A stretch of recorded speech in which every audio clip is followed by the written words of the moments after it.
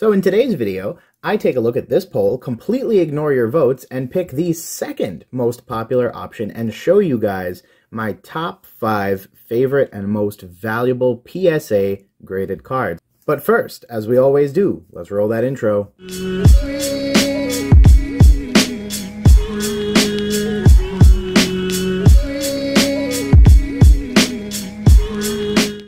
Hey Gengar Gang, what is going on? My name is Ryan, this is the Analytic Gengar, and welcome to another video. In today's video, friends, we're kicking off the year in style. We are looking at my top 5 favorite PSA cards in my collection. Some of these cards are my most valuable cards.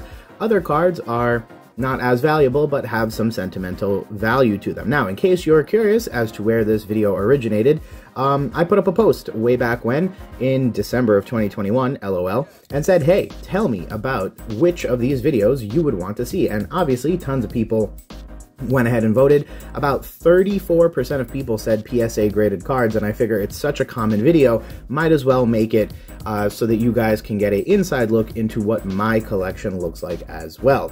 Now, couple things to go off and say right off the bat. Obviously, this isn't the entirety of my collection. I have tons of other cards, but these are some of the ones that are the outstanding cards in my collection. The second thing is that many of these cards are stored off-site at a safety deposit box. So while they're here for the video and filming on the particular day I recorded the video, the day that these videos goes live, these cards will be safely returned back there. And then the third thing is, obviously, if you like today's content and you think I deserve it, definitely feel free to leave a like down below on the video. Let me know which card is your favorite card of the ones you've seen today. And of course, as always, if you really like today's content, definitely feel free to subscribe. It's the easiest, cheapest, and freest way of supporting my channel and continuing to help me grow as a content creator on the platform. But without further ado, let's get into it. So in the number 5 spot is a interesting set of cards. It is, and I cheated definitely immediately, but here is my PSA 5 completely graded starter set from base set first edition. So what did I even just say? Well, each of these cards is the first edition holographic for the starter Pokemon. So here you can see Blastoise in all of its blue glory. I have Venusaur in all of its green glory. And of course, it wouldn't be a first edition base set shadowless collection without my boy Charizard. So each of these is graded a PSA 5. And as many of you know, I have had higher graded base set shadowless slabs in my collection in the past. So why would I include these? Well, these mean a lot to me for one reason and one reason only. Back in 2013, when I first got back into the hobby, one of the things I did was one of the reasons that it started actually was because of this guy right here. Back then, PSA 10s and BGS 9.5s were going for about $10,000 a piece. So that's not the PSA 5s or the 6s. That was like the cream of the crop. The PSA 10s going for about 10 G's on, you know, eBay, etc., etc. And as a result, I jumped back into the hobby and I decided it would be a good time to, you know, take a look and see what I could do. I bought this Charizard and I got it graded at PSA, obviously, and it came back as a PSA 10. And then magically, not a PSA 10, a PSA 5, you know what I mean. And then magically, I followed that up by getting these other 2 cards. And they too came back as a PSA 5. So although it was 3 separate submissions in 3 completely different random eBay purchases, I ended up with a perfect set of PSA 5 base set shadowless cards in first edition. And what I think is pretty cool is that obviously they are grail cards, right? They have gone up pretty significantly in value. You'll see some values on screen right now, but I won't speculate since I don't follow the market as much. But one of the things I love is that obviously I have one of the most iconic cards in trading card history in my collection, and more importantly, there's a really neat story that goes behind it, which I think is pretty cool. So those are my PSA 5 base set shadowless cards. Now in the 4 spot is a additional set of nostalgia plays. So here I have my PSA 7 Gold Star Charizard and my PSA 9 Gold Star Pikachu. Now, for many of you who have been fans of the channel for some time, you know that I have been collecting Pokemon cards since the early 2000s, but one of the things that many newcomers may not know is that back in the day, obviously, like many children, I did not have the financial means to purchase stupid amounts of trading cards. So instead, what ended up happening was, you know, occasionally I'd get like 20 bucks and I'd buy 4 or 5 packs of trading cards at a gas station or at a trading card store, and then I would finally get to open up some amount of trading cards. I didn't really open up many, you know, first and second generation cards like many of the things from base set, the WotC era, etc., etc. But when I really started collecting was actually back during the EX era of trading cards, and so I opened up many Dragon Frontiers, many Hold-On Phantoms, etc., etc. Ironically enough, both of these trading cards are cards that I actually pulled myself.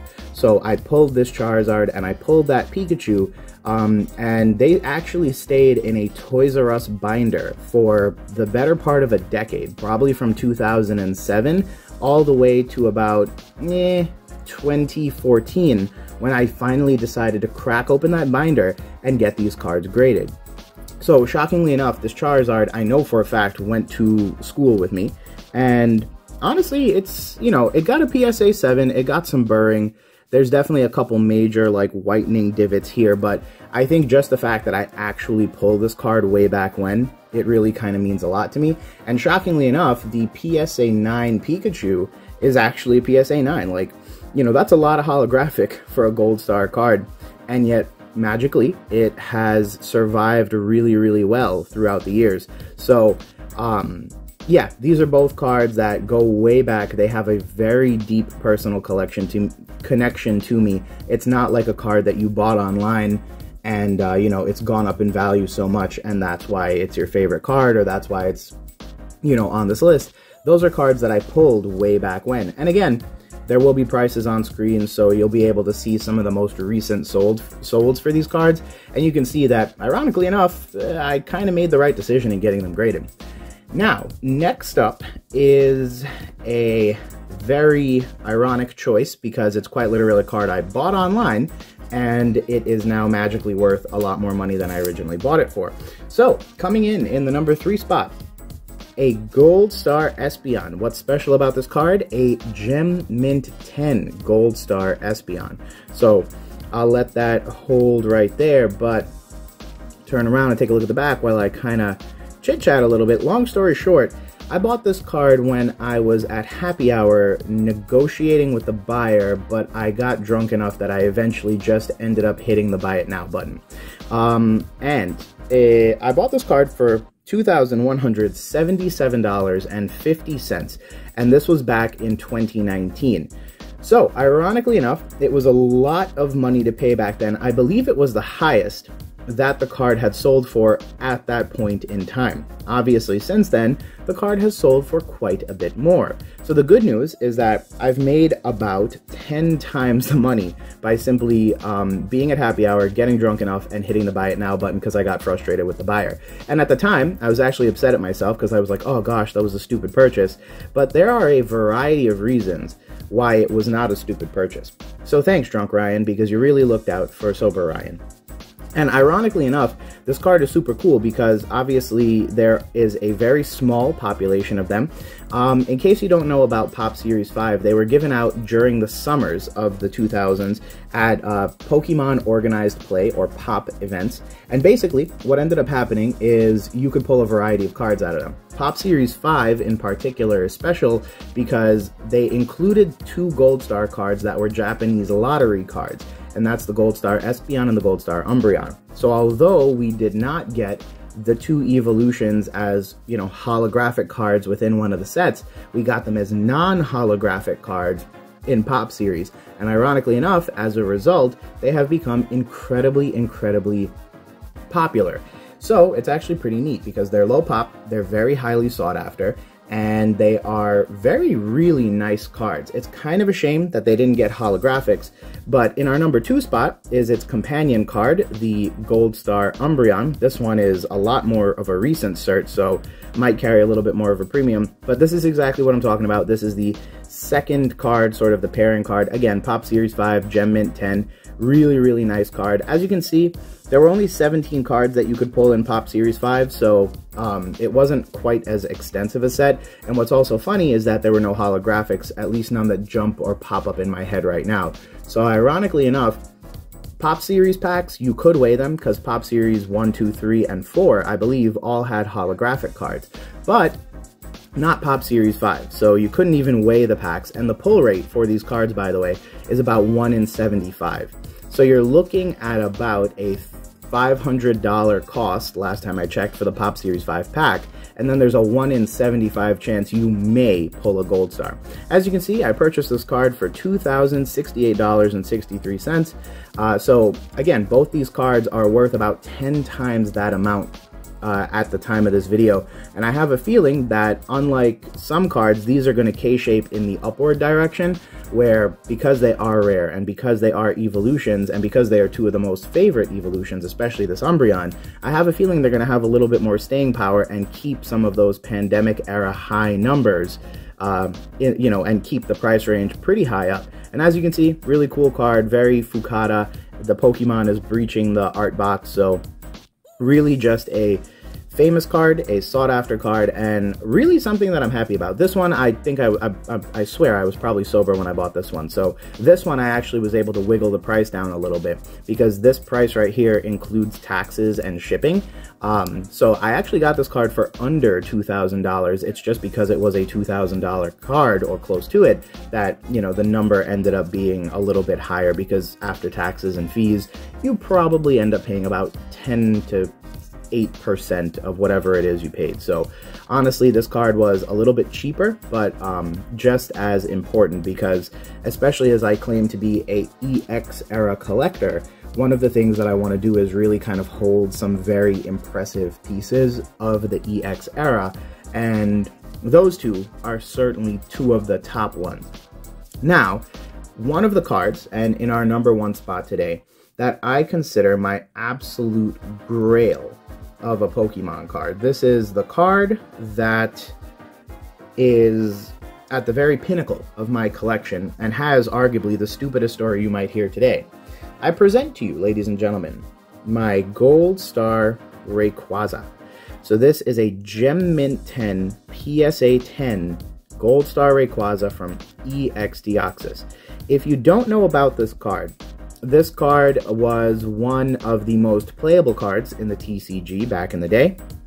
And one of the things that's really cool about it is that because it is so highly sought after, there are many that exist that are simply not in good enough condition. And that's why you see the pop report is so incredibly painfully low, because as popular as this card is and as crazy a value as this card has, the truth of the matter is, there's not many that exist out there that are going to be Gem Mint 10. Now, why is that? One, TCG players love this card. So the TCG players played with this trading card back in the day, and as a result of that, there are many cards that exist that used to be played in decks that are not in the greatest condition possible.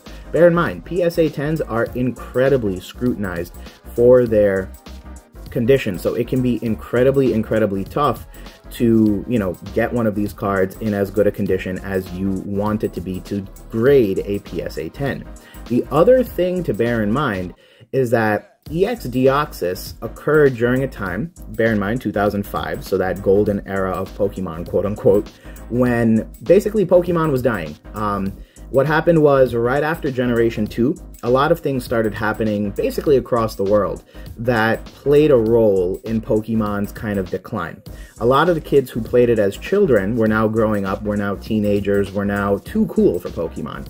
In addition to that, Harry Potter and tons of other childhood classics dropped in the early 2000s and took attention away from the Pocket Monsters series, and simultaneously with that, little brothers and sisters were now getting interested in Pokemon, but they were playing Generation 3. So for a variety of reasons, the EX era happened to coincide with a time when Pokemon in general, the multimedia franchise at large, was just on the decline. And as a result of that, what ended up happening was many people didn't buy these cards back when they came out. So in 2005, many people were not opening these cards, playing with these cards. Pokemon saw a drastic decline, and as a result, they decreased the quantity of cards that they were printing. So on top of the fact that this card is so incredibly rare because of its history, there's also just the raw sheer fact that there aren't numerically as many of these that were ever printed as, let's just say, a first edition base set holo, because it's very likely that those holographics were printed in sheer order of magnitude many more times over than a card like this was, and that's just because there simply wasn't enough demand for it.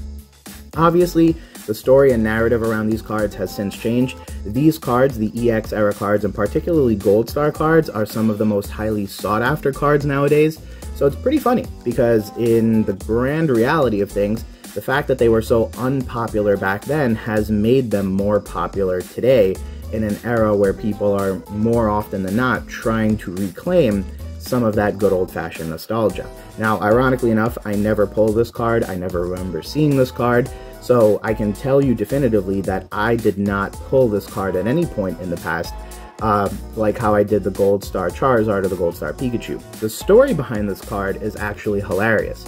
I ended up creating the Instagram for the Analytic Gengar.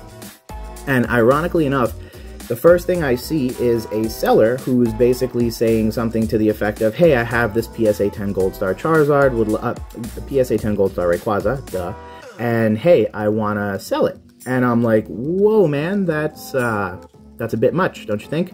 And he's like, it is what it is. So he puts me in touch with one of his customers, and the customer literally purchased every other PSA 10 Gold Star he had. He had a complete set. Every single Gold Star graded a PSA 10. The problem was that he couldn't afford this card, which at the time, and still remains true, is the most expensive Gold Star. And the problem was that because he couldn't afford it, he simply couldn't buy the entire collection. He could only purchase the other cards, not this one. So this card was still sitting there waiting for go.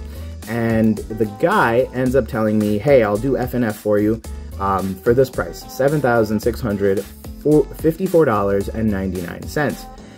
And yeah, as you can tell, I FNF'd him the money.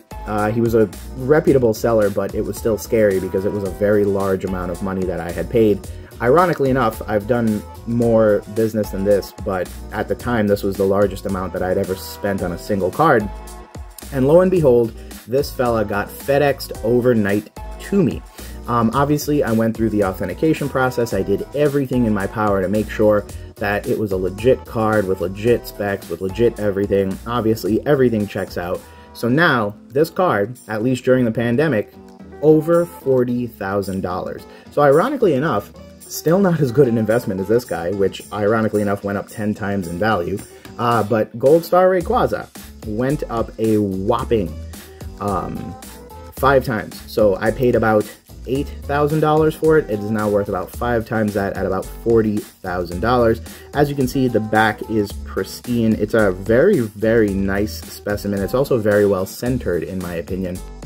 And there is just the faintest amount of hollow bleed on this card as well. You can kind of see some speckles of it. It's also very confusing, and as you can see, that holographic is outstandingly crisp. The lines that you're seeing are lines on the surface of the slab, and so it's one of the reasons that I actually want to have this card re-slabbed in the future, is because for one reason or the other, the slab just kind of got scraped up a little bit. Honestly, it was probably a very stressful shipping, so I can see why it might have gotten scratched up. As many of you know, the acrylic on these things scratch up very easily. But with all that said, friends, that is my top 5 PSA graded cards. Ironically enough, there are not 5 cards here, but you get the idea. Some of them go together logically, and some of them are super trippy, but that's my collection. I mean, up till now, I really haven't been doing much more. Many of the EX era slabs that I collect are PSA 9s, just for a cost perspective.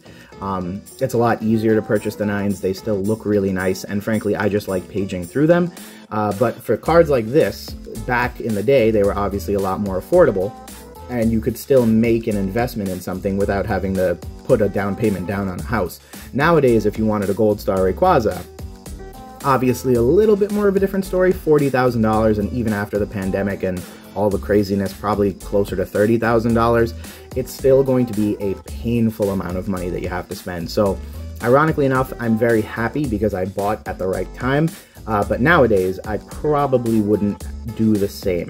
The genuine truth of the matter is that I'd probably go for the PSA 9s nowadays, but I am incredibly lucky and grateful that I had the opportunity to purchase these cards, because obviously they are some of my favorite in the particular collection that I have assembled over the years. Right here, you're going to see a number. That number is the probability / chance of you having a PSA 10 Umbreon, PSA 10 Espeon, and a PSA 10 Rayquaza all in the same collection. So I took the pop reports, I basically probabilitied them out, and that's the probability that you would have one of each based on the population. So as you can see, my collection has slowly but surely become something of a one-of-a-kind collection in its own unique little way. I certainly don't have all of the PSA 10s, but what I do have is some of the rarest and most costly PSA 10s, and because I purchased them so early on, they definitely have a lot of equity for me, which makes them very special, but also gives me a chance to appreciate something that I couldn't have as a kid, and frankly, that means a lot more to me than any price tag ever could. But with all that said, friends, thanks again for checking out today's video. Definitely let me know which of these cards was your favorite down below, or if there's a card you've seen in a previous video that didn't make the list today, and I'll try to justify why I didn't include it in today's video. But as always, if you liked today's video, definitely feel free to leave a like on the video, and hey, you're already here, might as well subscribe if you watched through till the end. But as always, friends, thanks for your viewership. I hope this video meets you at a good time in the new year, and we will talk soon. Peace.